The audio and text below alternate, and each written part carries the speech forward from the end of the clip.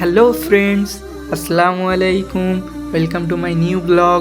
চলো, আজকে আমি এসেছি আমাদের খেলার মাঠে। এখানে এসে দেখি আমার ছোট্ট ছোট্ট ভাইরা র্যাকেট খেলছে। আজকে সেই খেলাই দেখাবো। চলো তাহলে দেখা যাক।